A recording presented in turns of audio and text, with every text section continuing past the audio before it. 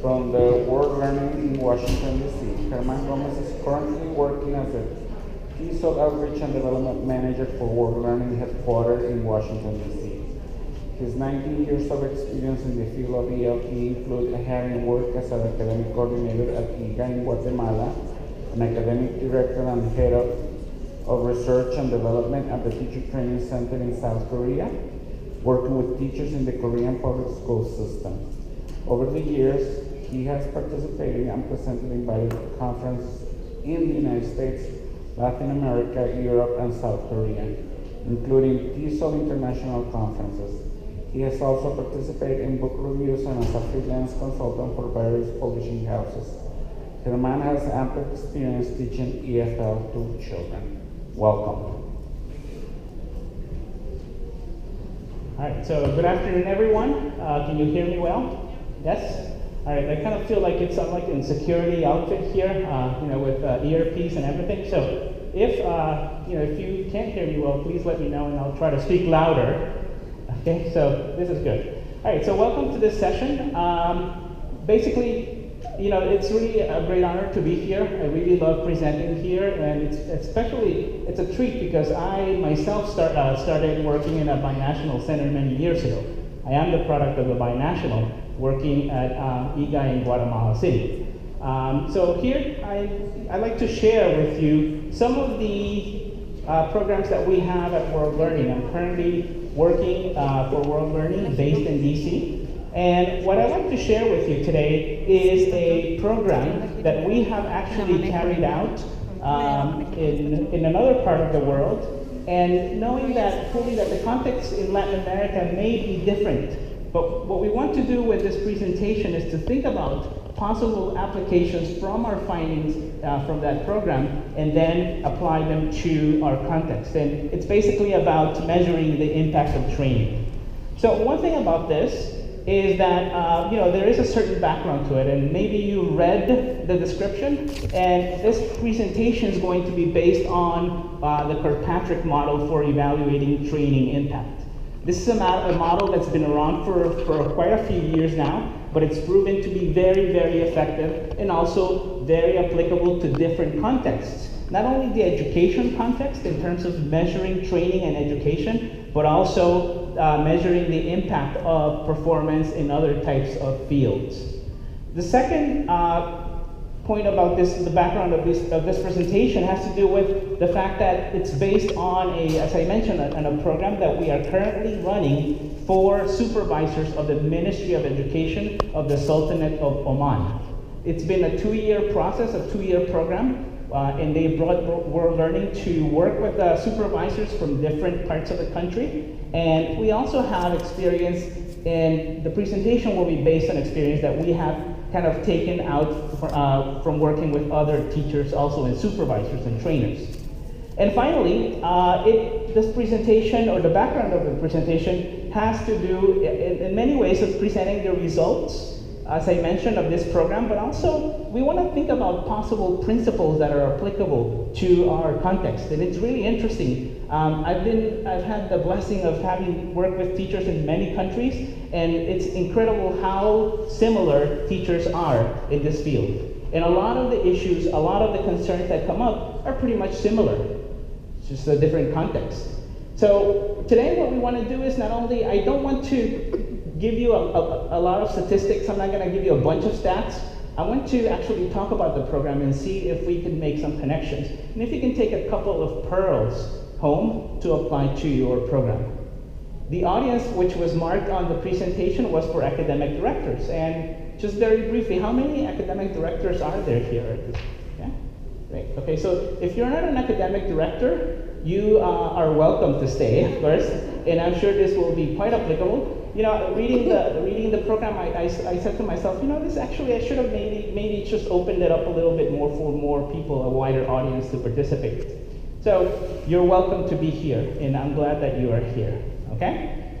So one thing about the Kirkpatrick model, which is actually for evaluating the impact of training, is that whenever we want to do some sort of evaluation of the impact of training, there are some basic assumptions that we need to take into account.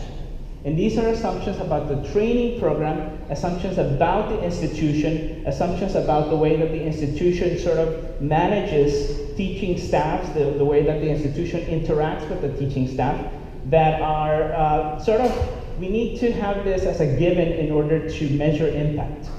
And one of them is that training as an institutional component.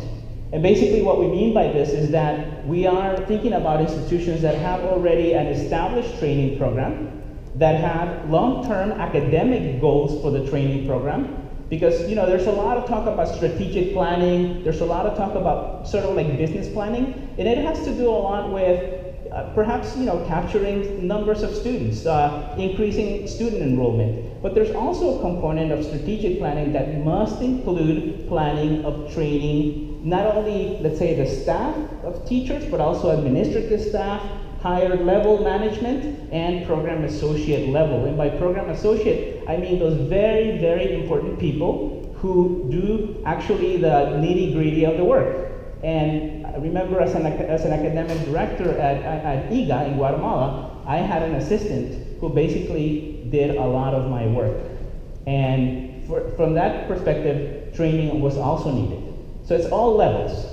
Another assumption of this is that not only do we have the professional development level, but there's also the administrative process, having clear administrative processes for teachers, for the staff, and quite often in institutions, a lot of the, sort of like the point of view that's widely held is that as long as we can get teachers to follow the processes of planning, turning in their plans, following the schedule, they're clear on their schedule, they're clear on their assignments, they're clear about their benefits from the HR point of view, they're okay. But quite often, and I've talked to a lot of teachers, and it seems to me that institutions that only focus on that kind of, in the long run, burn out their teachers.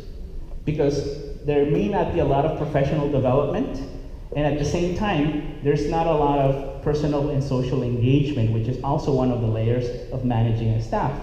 And actually the section before talked a lot about how to engage the teaching staff, and I thought, wow, this is great.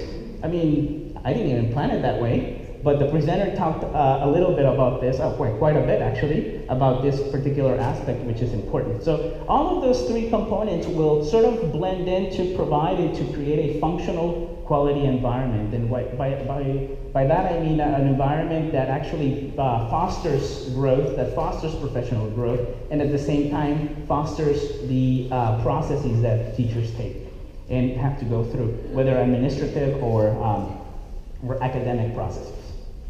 The second assumption is that training, as I mentioned, answers to long-term strategic goals. And this is something that I've talked to many coordinators, teachers, directors about this sort of, how do you schedule training? How do you program training? Is your training answering to maybe the change in a book, in a series? Is your training maybe answering to the need to keep teachers engaged at the end of the bimester, at the end of the year, at the beginning of the year? At the end of the year, they don't want to hear anything about training at the beginning of the year. Is your training focused on, let's say, engagement, or does it really answer to long-term goals? Does it really answer to a strategic plan, maybe over 1, 2, or 3 years, in which you are thinking, we want to improve, let's say, for example, we want to improve the way the teachers teach reading in this program. So what do we need to do in the next, say, 1.5 or 2 years, training-wise, in order for them to receive what they need, and in order for us to properly monitor whether or not this training is being effective?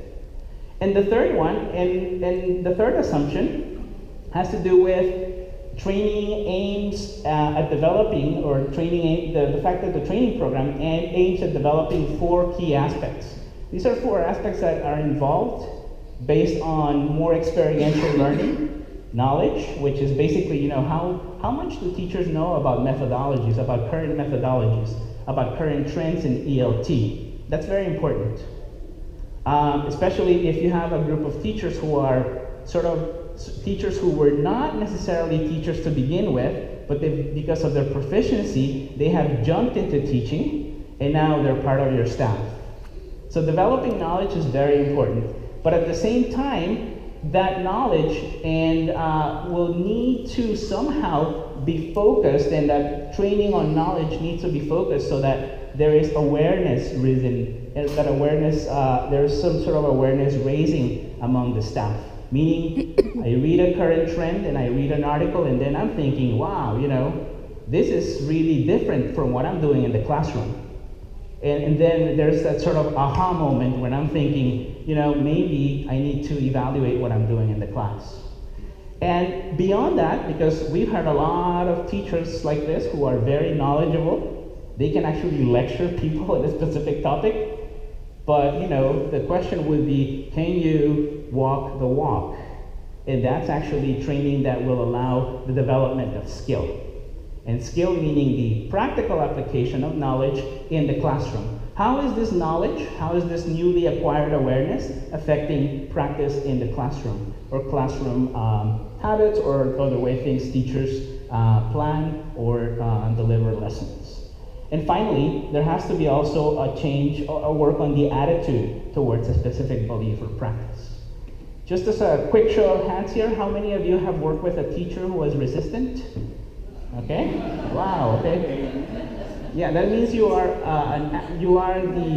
the expected of a supervisor or coordinator, right? You've gone through that experience, and I think all of us have gone through that.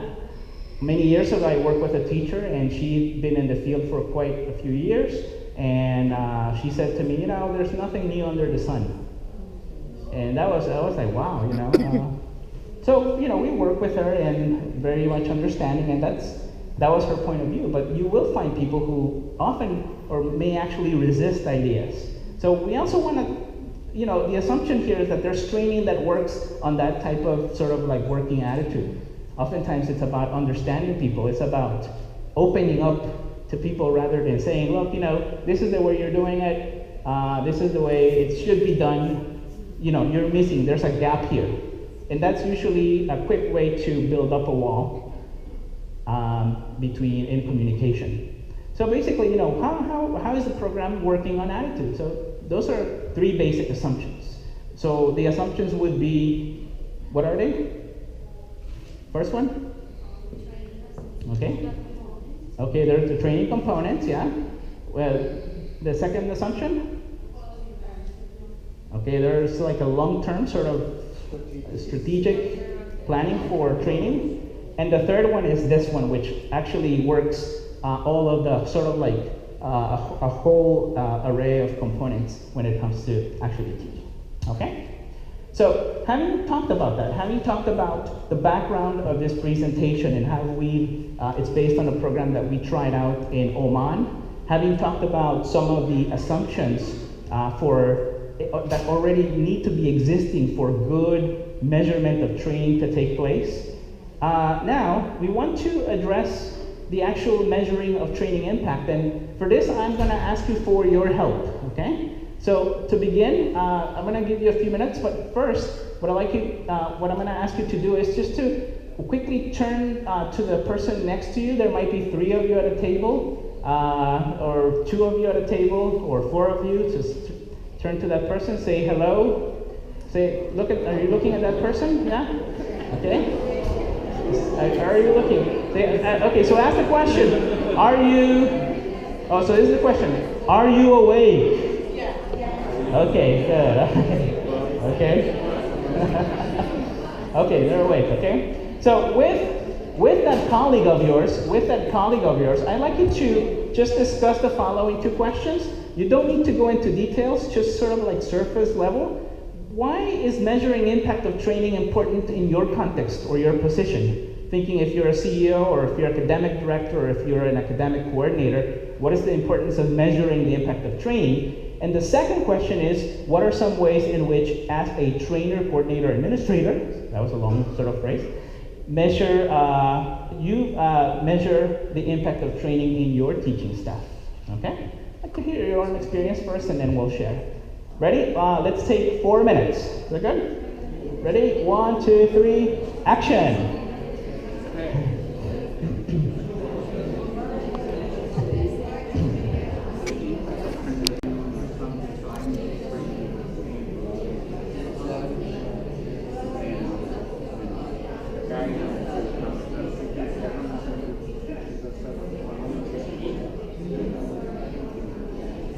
Yeah, so, so we have to make sure we actually have a mandatory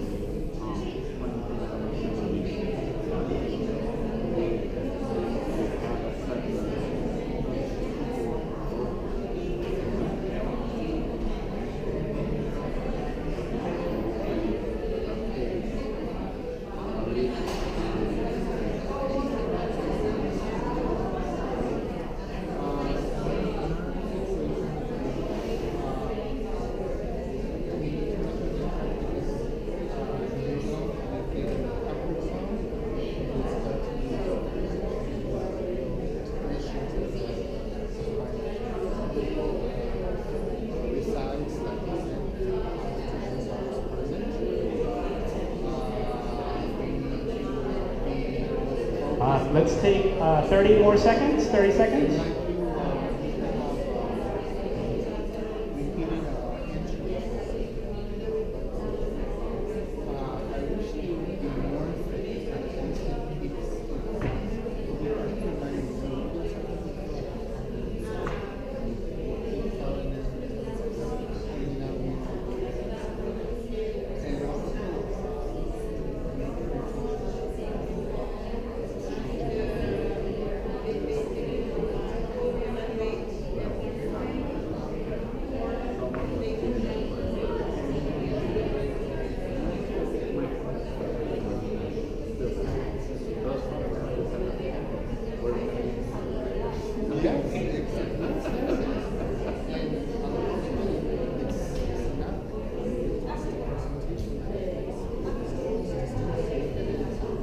Okay. All right. Okay. So, all right. Okay. Can I have can I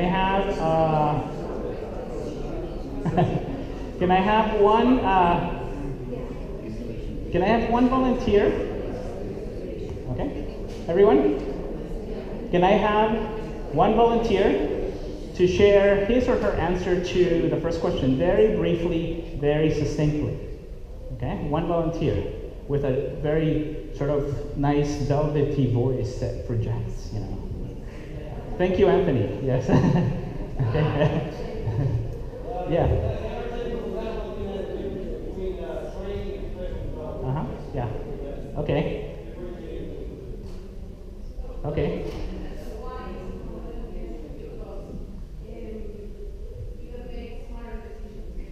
Yeah. Okay.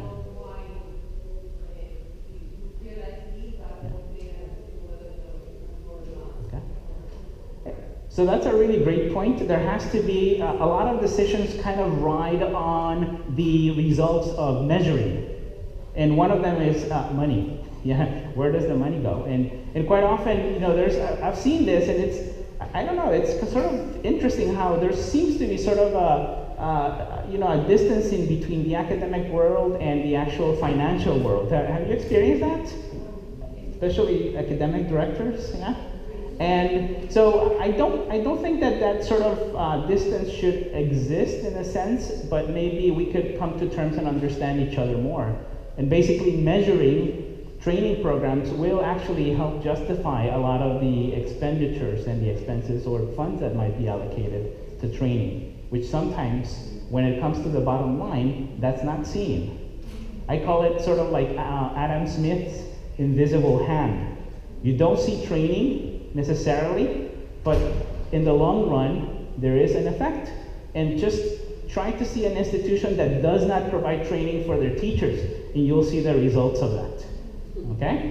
So, what are some ways in which you as a trainer or coordinator could measure the impact of training? Any one person to volunteer? Here at the front? Yes? It could be both ways, like an informal, like an observation chart or something. Okay. And also you can have like a more instrument to measure that. Okay, all Right? So maybe like an informal instrument like observation is something more formal. Yes. And that's really great, that's a great idea. But we want to take that further and think about when do we need to do this? And that's a question that we can answer later on. You know, when do we need, what kind of tools do we use to measure the impact of training? When do we measure?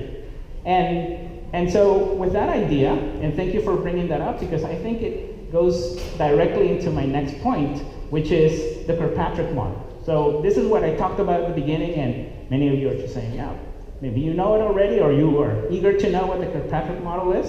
So here's a quick video, and I really love this idea of showing the video because you get a second presenter.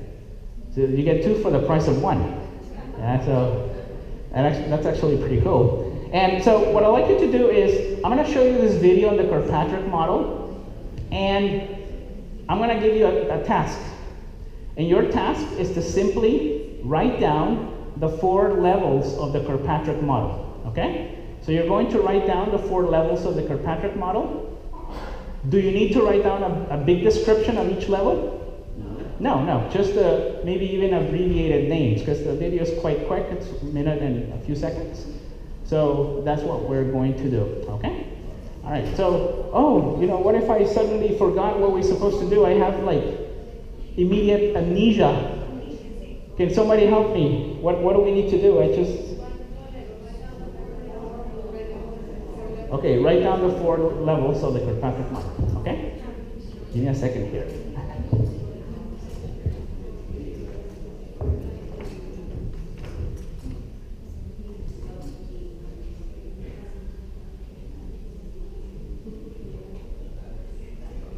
Whoa. Hold on. I think I'm gonna have to play this from here. Okay.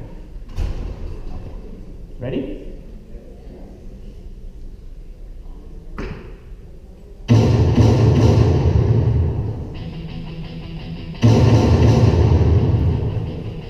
Dr. Donald Kirkpatrick was a university professor and former president of the American Society for Training and Development. He's known for creating the 4 levels model for training course evaluation. His 4 levels of evaluation was designed as a sequence to evaluate training programs so organizations don't spend time or money on training that doesn't provide a worthwhile return. The first level of evaluation is reaction. This level measures how favorably the trainees reacted to the training. Here, the trainees evaluate the instructor, the materials, its presentation, and the venue. Level 2 is learning. This level measures what the trainees have learned. The trainer would measure these parameters against the learning objectives. Level 3 is behavior. At this level, the trainer evaluates the trainees to see if they've changed their behavior based on the training when they're back on the job. Specifically, it looks at how trainees have applied the information they've learned. Level 4 is results. At this level, the trainer analyzes the final results of the training by measuring the outcomes. These outcomes are measured against the criteria that the organization has determined would be good for business, for the employees, and for the bottom line. By analyzing each of these 4 levels, a trainer can gain a thorough understanding of how effective the training was and how it can be improved in the future. And that's Kirkpatrick's 4 levels of evaluation in 1 minute. Okay, perfect. So what I'd like you to do is very briefly turn to the person next to you. Not only just check that you have the same list, but also tell that person whether or not you found some concepts that are new to you, or these are concepts that you've already heard about before. Okay, so 2 things, share, and then say whether this is new or something not so new to you.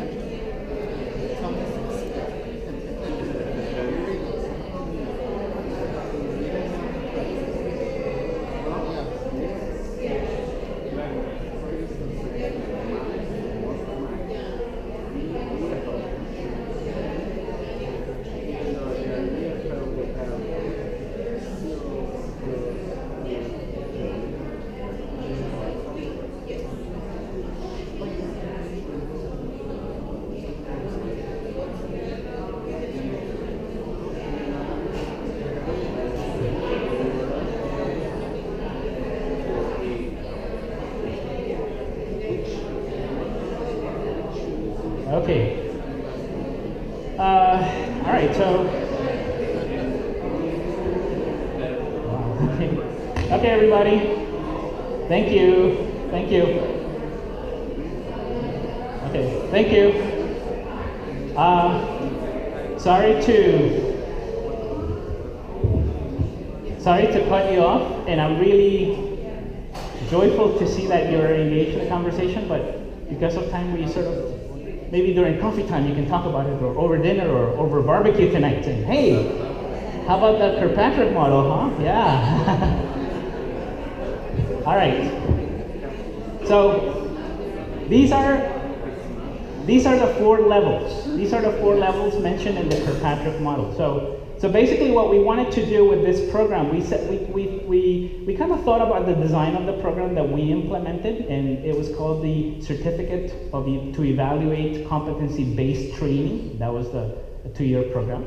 And we thought the Kirkpatrick model provides us with a good background for us to establish a long-term sort of monitoring and also evaluation of training that takes place.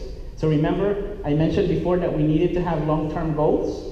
If we don't have long-term goals, there's no way we can actually implement this sort of evaluation program, training evaluation program, because it does have a process. And the level at first, the first 2 levels are like reaction and learning, which, you know, in terms of time and timing, a lot of people say, so when does level 1 and level 2 occur? Well, they usually occur immediately after a training program. So if you're implementing, let's say, if you do a 1-week training program, a 3-day or 2-day training program that is planned and well within the objectives of your institution, then there has to be some immediate feedback that actually tries to get a sample of what the participants thought in terms of, first, the reaction to the training program.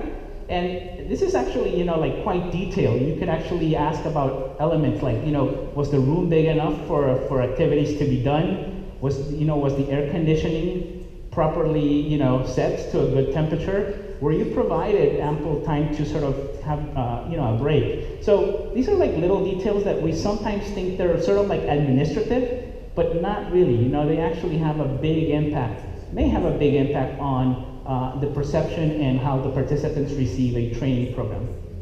Level 2 addresses knowledge. So this is something that a colleague of mine from SIT told me, and I've always just kind of like held it dear to my heart. And basically, this person told me, you know, the objective of training is to transform practices, to transform points of view, to transform the way that we understand things. So level 2 actually looks at those sort of elements that have to do with knowledge and thinking, how do you learn? How much did you learn about this specific topic? What did you learn that is going to be useful to you? And you know what? Something that always comes up is, so how do I know I learned if I, at the beginning, wasn't asked to think about this? So how do I know I learned about, you know, this sort of like teaching reading techniques, but, you know, I had no idea where I was at the beginning. So this is why if you notice here on this slide, we have a pre-training. It's actually a pre-training survey that is sort of like suggested by the Kirkpatrick model to be conducted prior to the training event. 2 reasons. First, it provides the participants with a clear agenda and clear goals of what they're going to go through. But at the same time, it provides participants with the opportunity to assess themselves in the light of what's going to be trained during the session.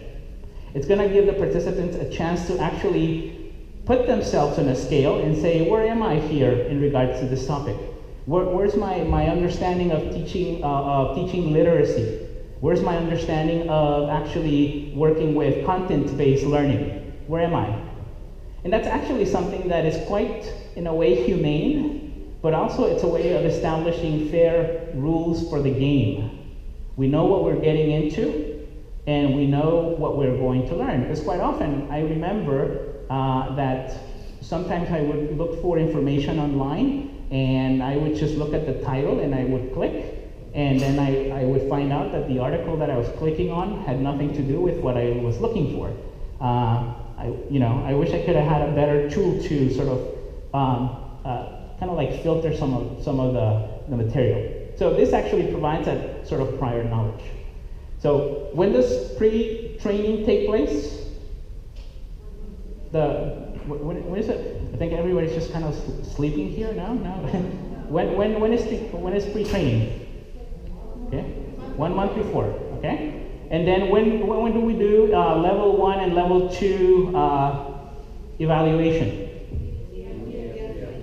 Immediately after. Yeah, the sooner the better. You know, memories decay quite quickly. Do you remember what you did this afternoon before lunch? Okay.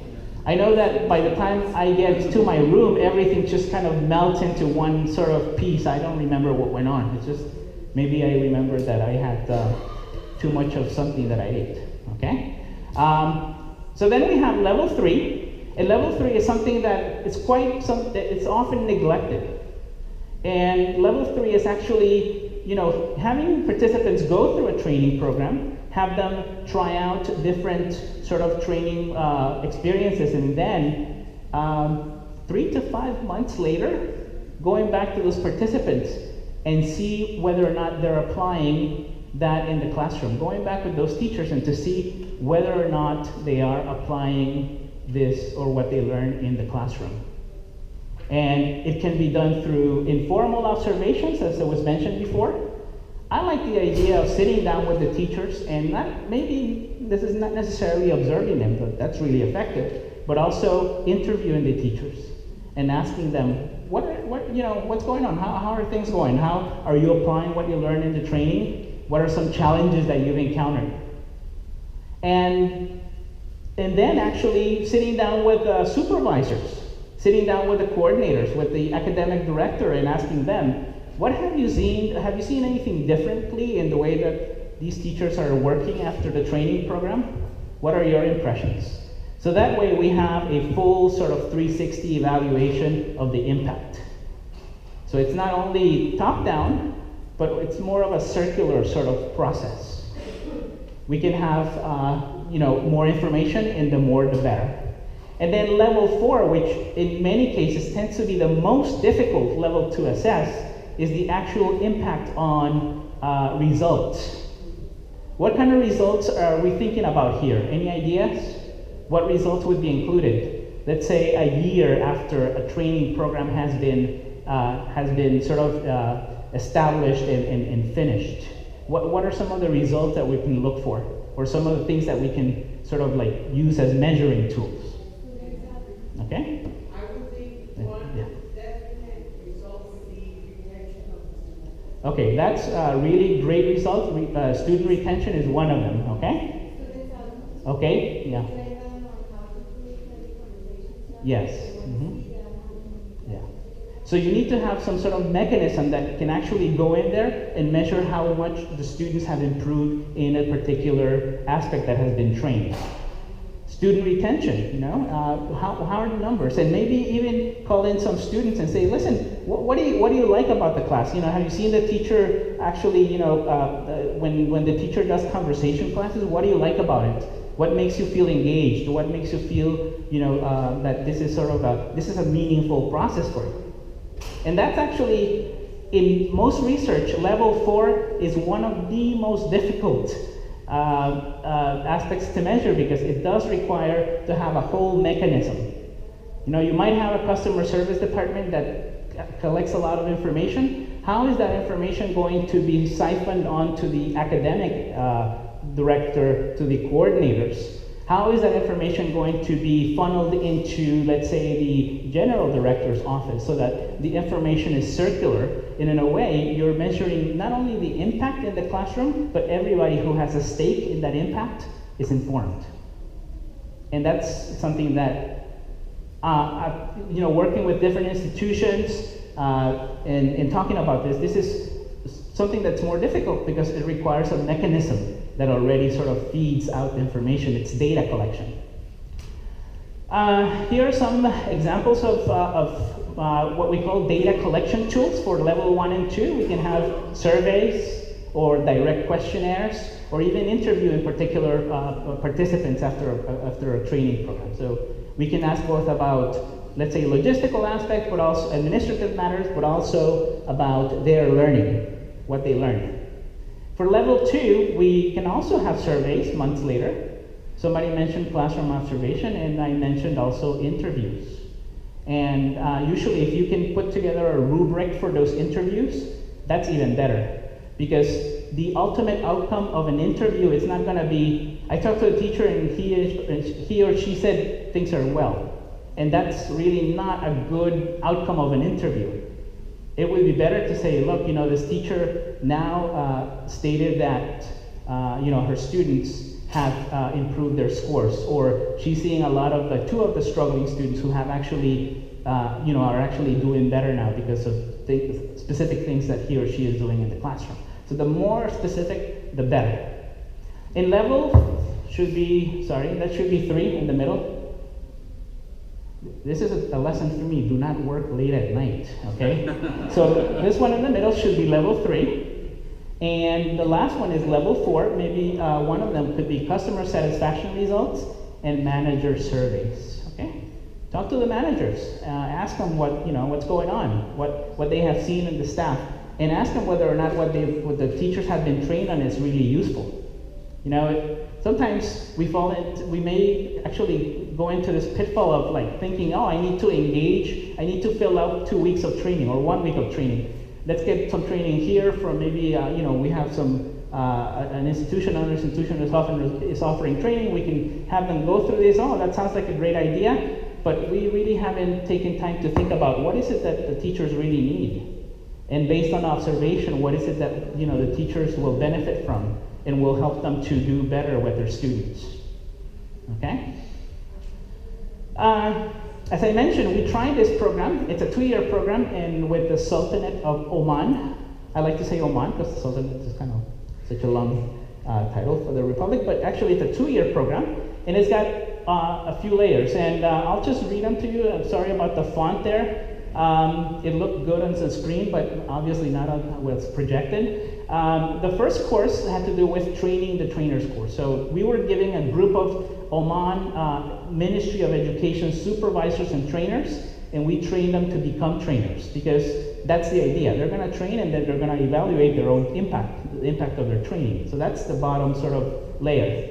After that, they had a chance to work online, and basically what they did was to apply and sort of build their sessions, build their training sessions, which later they would actually use with groups of teachers from their regions.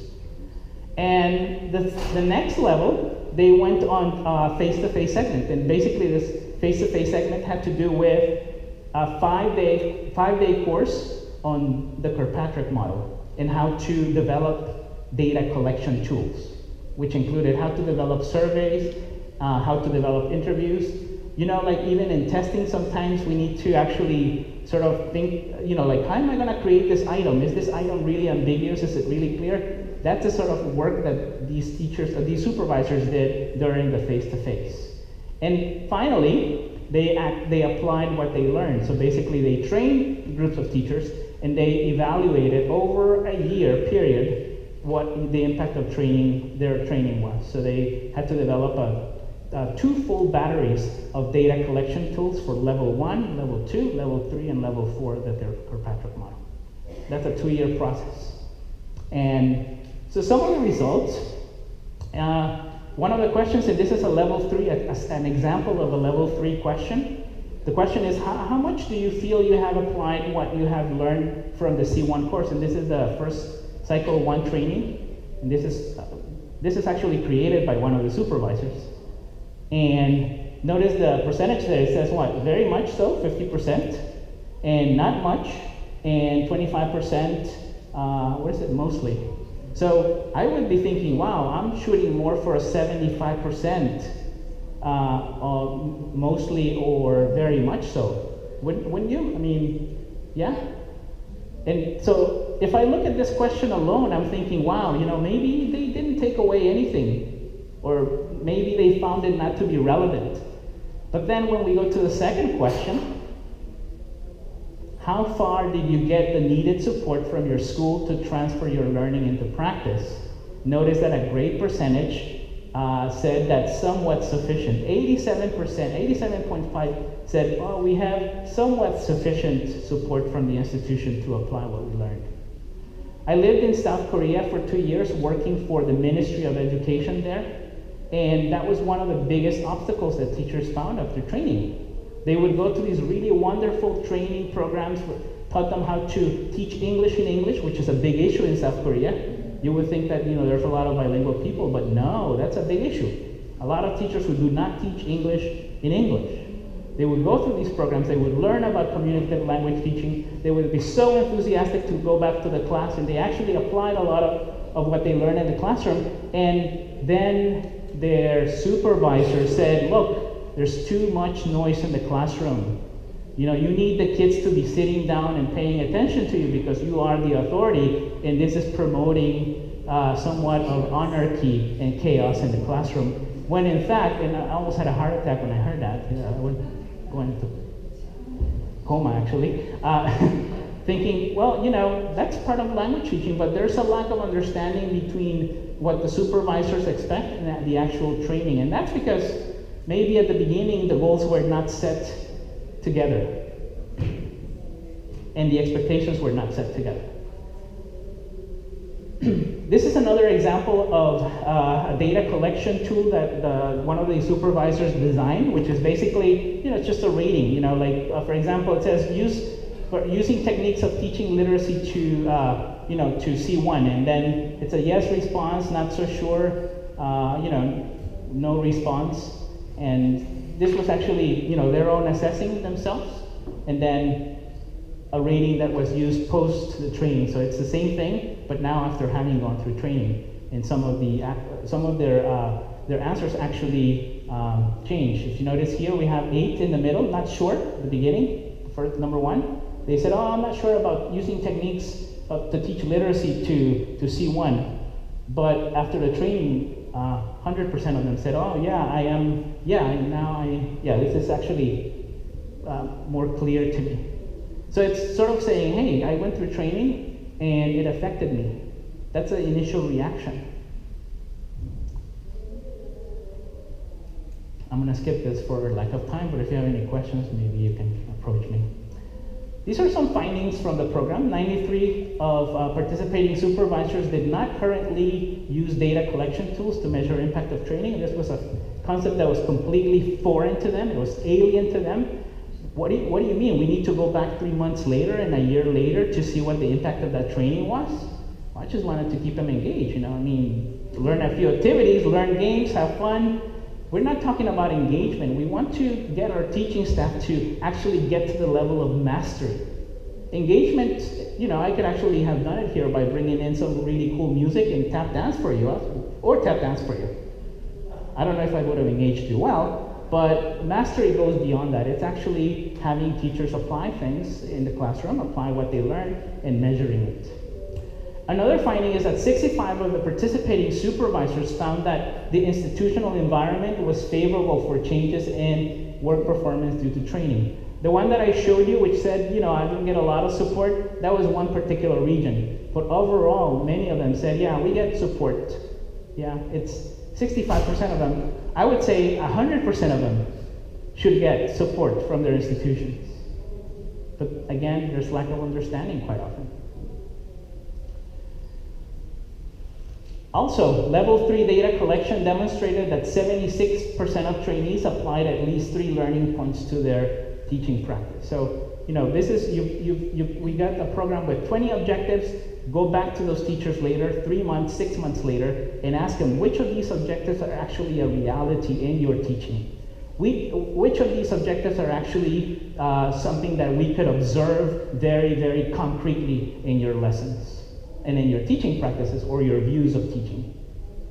And so level 4 is still to be measured, okay? We are at the end of the cycle program, and that's gonna be coming up in part 2 of this session, maybe in Aula 2018, okay?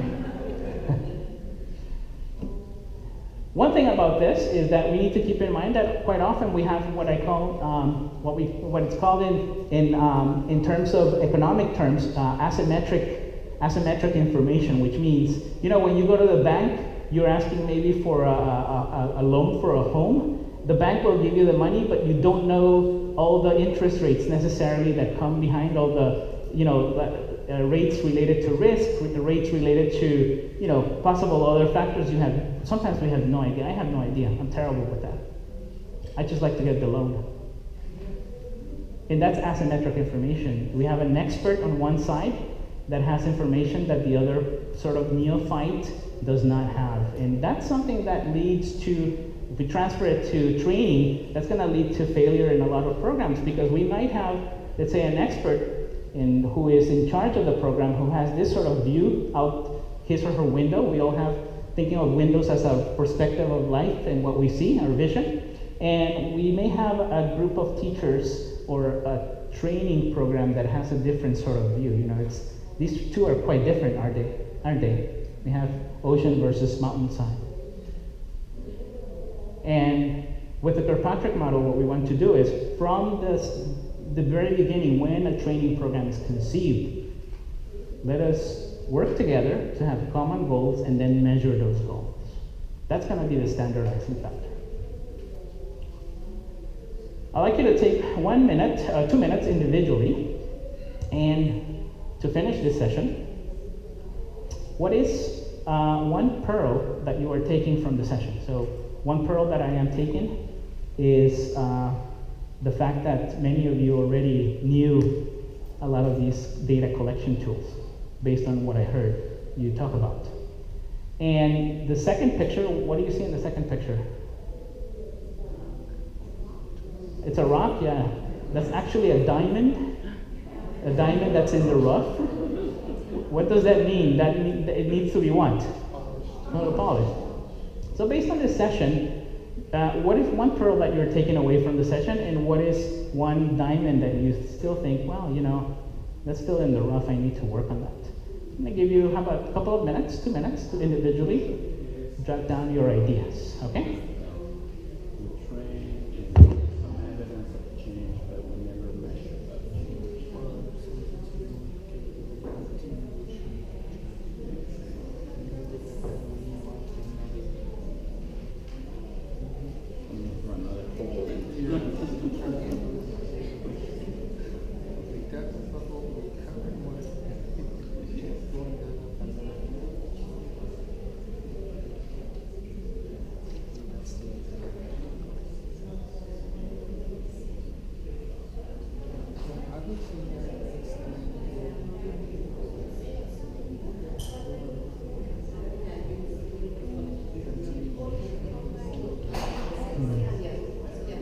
You have it?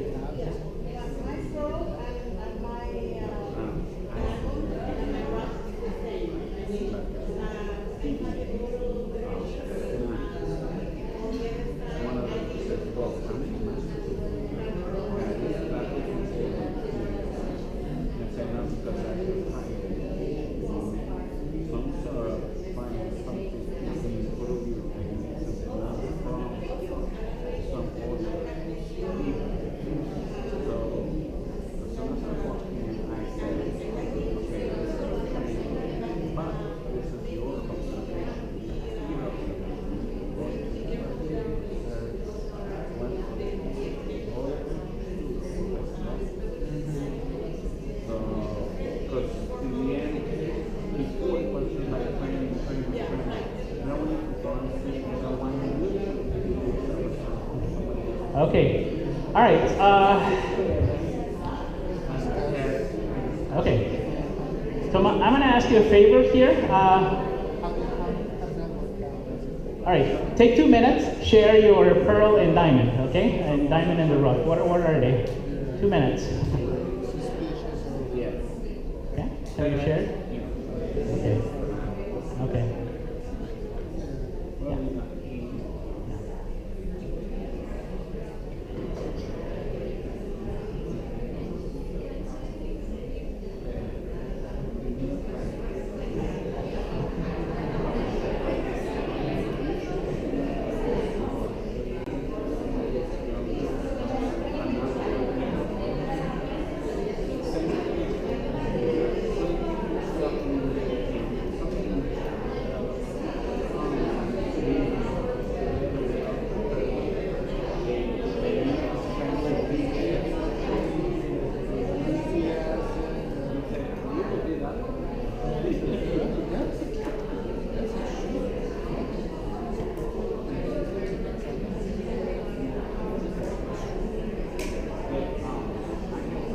Okay, everybody. Okay. I'm sorry to cut you off once again. What I'd like you to do is to take your pearl and your diamond, and the first day you get back to your office, open up your notebook or just rip it out of your notebook, take it out, and remind yourself of what your pearl is and where your diamond in the rough is. The first day you're back in the office, okay? Thank you very much. It's been great being here. Have a good afternoon.